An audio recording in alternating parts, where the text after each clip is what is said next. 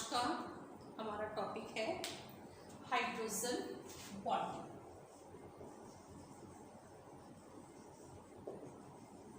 Chemistry में hydrogen bonding काफ़ी important topic है।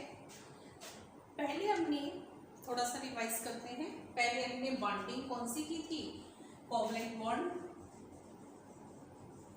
और आयनिक बॉन्ड। कोवलेंट बॉन्ड जिसमें शेयरिंग के द्वारा बंध बनते हैं और इसमें इलेक्ट्रॉन के लेने देने से। अब हाइड्रोजन बंध क्या है?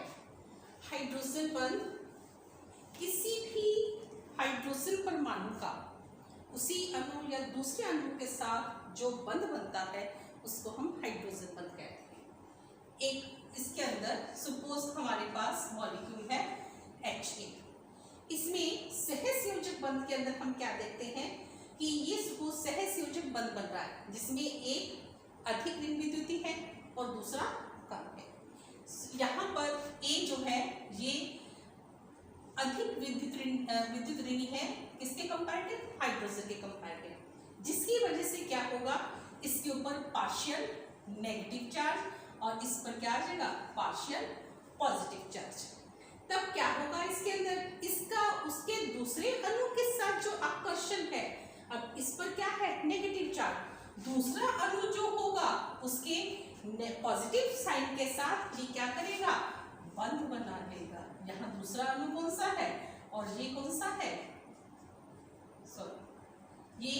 अब यहाँ पर एक अणु का दूसरे अणु के साथ जो हाइड्रोजन के द्वारा बंध बनता है उसको हम कहते हैं हाइड्रोजन बंध या hydrogen bridge.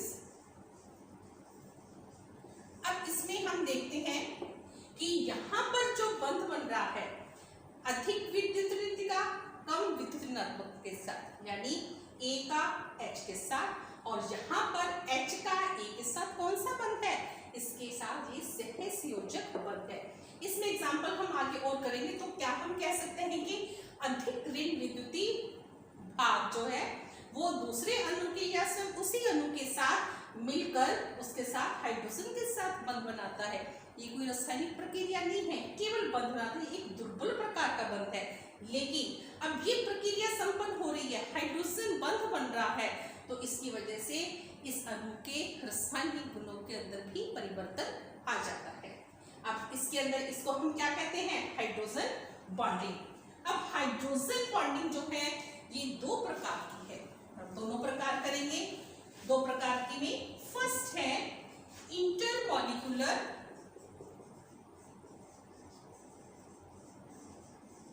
Hydrogen bonding.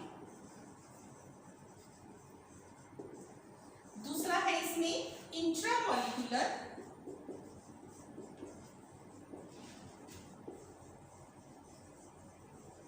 Hydrogen bonding.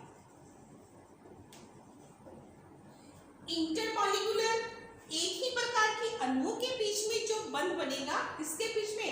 अधिक ऋण विद्युति के बीच में और कम ऋण विद्युति के बीच में, तब इसको हम कहेंगे इंटरमॉलिक्यूलर अंतरा अणु हाइड्रोजन बंध। अब इसमें एग्जांपल देखते हैं हम।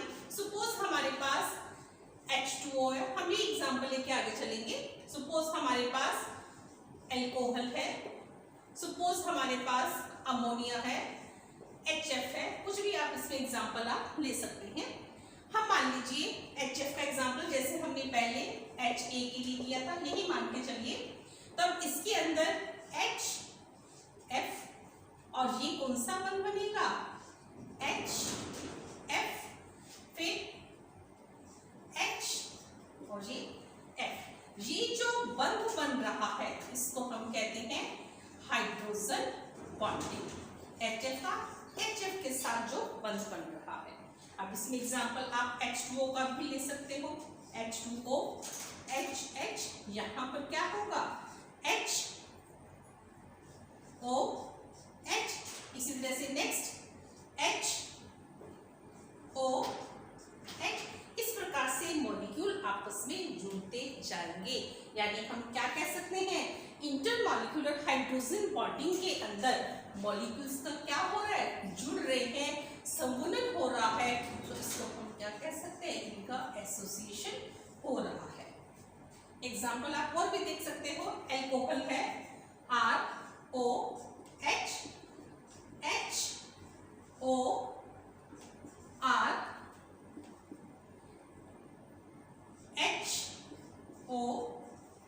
इसी तरह से ये एग्जाम्पल आ गया।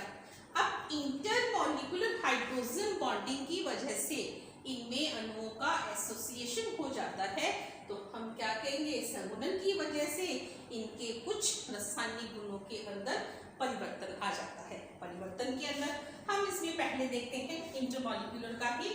इंटरमॉलिक्यूलर के अंदर क्या परिवर्तन आता है, हमने यहाँ बोला कि इसमें अणुओं का संगुणन हो जाता है, एसोसिएशन हो जाता है।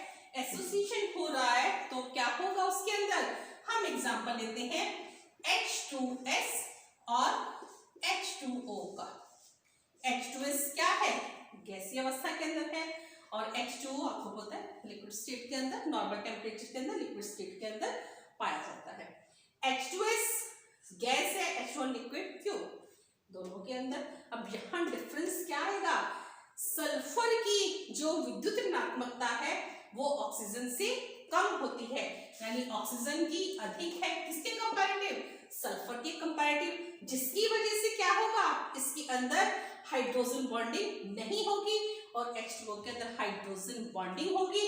हाइड्रोजन बॉन्डिंग होगी जिसकी वजह से अणु आपस में जुड़ते चले जाएंगे, जोड़ेंगे तो वो किस अवस्था के अंदर आ जाएंगे, द्रव अवस्था के अंदर, और इसमें अणु दूर दूर रहेंगे, वो किस अवस्था के अंदर आ जाएंगे, गैस अवस्था के अंदर आ जाएंगे। दूसरा इसके अंदर हम जो रासायनिक परिवर्तन है क्या है, 0 डिग्री सेंटीग्रेड टेम्परेचर पर,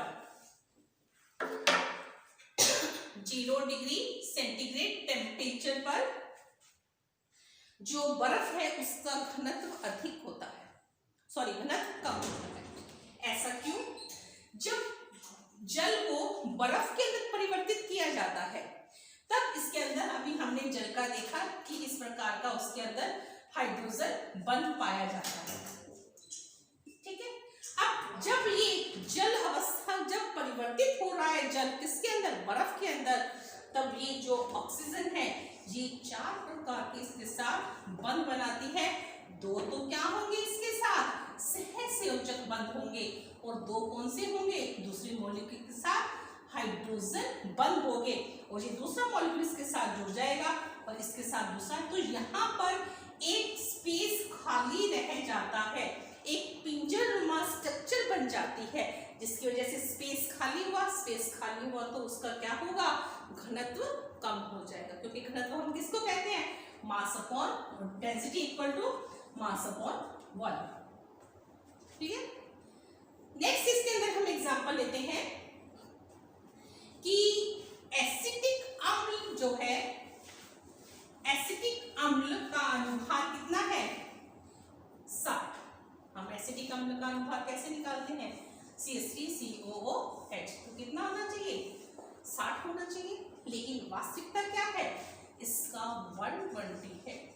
तो ऐसा क्यों, ऐसा इसलिए क्योंकि एसिटिक अम्ल में हाइड्रोजन बॉन्डिंग पाई जाती है, जिससे मॉलिक्यूल आपस में जुड़ जाएंगे तो उसका अनुभार कितना हो जाएगा, 120। कैसे जुड़ेंगे, एसिटिक एसिड CH3COOH, ये एसिटिक अम्ल है, ये डाइमर के रूप में मिलता है। यहाँ पर OH और इसके साथ डबल बॉन्ड, ऑक्सीजन के साथ hydrogen bonding,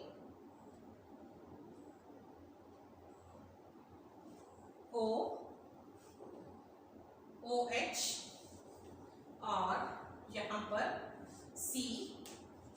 CH3 double bond O, ये क्या बन गया, OH, ठीक है। डाइमर, ये दूसरा मॉलिक्यूल CH3COOH, तो यहाँ पर ये जो डॉटेड लाइन से रिप्रेजेंट किया है क्या है? Hydrogen bonding. इसका कितना था यहाँ पर अनुभार? 7। जब दो आपस में जुड़ गए तो कितना हो जाएगा? 120 हो जाएगा। और नेक्स्ट अब हमने इंटरमॉलिक्यूलर हाइड्रोजन बॉन्डिंग की के अंदर पहले क्या देखा? H2S।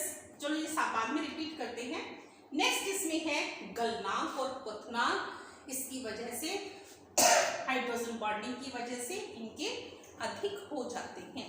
क्यों अधिक हो जाते हैं? क्योंकि इसके अंदर मॉलिक्यूल्स, इसमें ये एग्जांपल आप देख लीजिए, HF, NH3, H2O, इनके जो गलनांक और क्वथनांक है दूसरे उनसे अधिक हो जाते हैं। तो हमने इंटरमॉलिक्यूलर हाइड्रोजन बॉन्डिंग के अंदर फर्स्ट क्या देखा?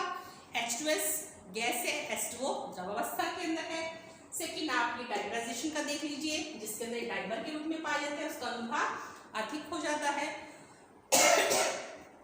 और उसके अंदर गलनांक और क्वथनांक उच्च होते हैं, सामान्य से अधिक होते हैं। और नेक्स्ट हमने कौन सा देखा? 0 डिग्री सेंटीग्रेड तापक्रम पर बर्फ जो है उसका घनत्व कम होता है। अब हम दूसरा लेते हैं intramolecular hydrogen bonding.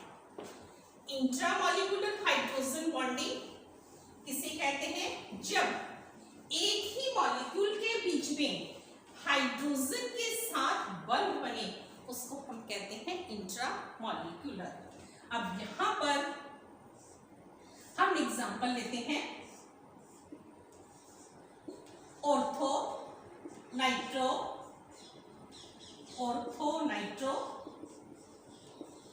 Phenol. Ortho position पर नाइट्रो ग्रुप और साथ में क्या है? फिनोल है, ये है। अब इसके बीच में ये हाइड्रोजन जो है इस ऑक्सीजन के साथ मिलकर बंध बना लेगा, इसको हम क्या कहते हैं? Hydrogen bond. इसमें हमने देखा कि इसी अणु के बीच में हाइड्रोजन बंध बन रहा है। दूसरा एग्जांपल हम लेते हैं क्लोरो फिनोल ClOH, ये भी क्या है? हाइड्रोजन बॉन्ड है। ये एग्जांपल सेल्सिल्डिहाइड ले लेते हैं हम। एग्जांपल आप कोई भी लिख सकते हैं, OH CH double bond O, इसके बीच में क्या है? ये सेल्सिलिड, ये है ऑर्थो क्लोरो फिनोल, ये सेल्सिल्डिहाइड। अब इसमें हमने देखा उसी अणु के साथ हाइड्रोजन बॉन्ड बनता है। तो अब इसकी वजह से भी इसके जो प्रॉपर्टीज हैं उसके अंदर, रासायनिक गुणों के अंदर परिवर्तन आता है। तो पहला क्या है इसके अंदर कि इनके जो गलनांक और क्वथनांक होते हैं वो अपेक्षाकृत कम हो जाते हैं। ऐसा क्यों? क्योंकि यहाँ पर ये जो अपने ही अणु के साथ हाइड्रोजन बंध बना लेगा तो ये दुर्बल बंध है और दूसरे अणु के साथ ये आकर्षित नहीं होगा, उनके साथ किसी प्रकार का बंध नहीं बनाएगा, क्योंकि गलनांक और क्वथनांक सामान्य से कम हो जाते हैं। अब रिपीट कर रहे हैं हाइड्रोजन बॉन्डिंग। जब अधिक ऋण विद्युतीय भाग, कम ऋण विद्युतीय भाग और अधिक ऋण विद्युतीय भाग उसके साथ हाइड्रोजन के साथ बंध बना लेता है अपने अणु के साथ या दूसरे अणु के साथ, उसको हम कहते हैं हाइड्रोजन बॉन्डिंग।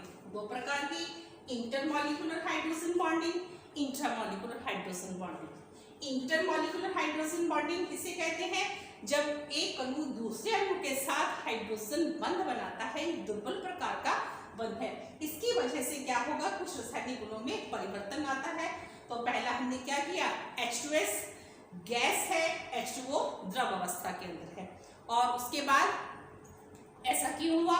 क्योंकि उसके बीच में हाइड्रोजन बंध पाया जाता है। नेक्स्ट था 0 डिग्री सेंटीग्रेड तापक्रम पर बर्फ का घनत्व जो है वो कम होता है। क्यों होता है? क्योंकि उसके अंदर पिंजरेनुमा खाली स्थान रह जाता है, जिसकी वजह से घनत्व कम हो जाता है। इनके गलनांक और क्वथनांक जो है वो अपेक्षाकृत से अधिक हो जाते हैं, क्योंकि इनके अंदर हाइड्रोजन बंध पाया जाता है और पहले उनको भी तोड़ना पड़ता है, और जिसके द्वारा उनका एसोसिएशन हो जाता है। उनको तोड़ने के लिए हमें अधिक एनर्जी की आवश्यकता पड़ती है। और नेक्स्ट हमने देखा था जो कुछ यौगिक हैं जिनके हाइड्रोजन बंध पाए जाने के कारण उनका अनुभार जो है वो अधिक होता है। हमने एग्जाम्पल के रूप में एसिटिक एसिड देखा, जिसके अंदर उसका अनुभार कितना है 60 होना चाहिए, लेकिन होता कितना उसका 120 होता है, क्योंकि वो डाइमर के रूप में दो अणु आपस में जुड़ जाते हैं, एसोसिएट हो जाते हैं। इंट्रामॉलिक्यूलर हाइड्रोजन बॉन्डिंग के अंदर जब एक ही मॉलिक्यूल का अपने मॉलिक्यूल के बीच में ही हाइड्रोजन के साथ बंध बनता है, उसको हम इंट्रामॉलिक्यूलर हाइड्रोजन बॉन्डिंग कहते हैं।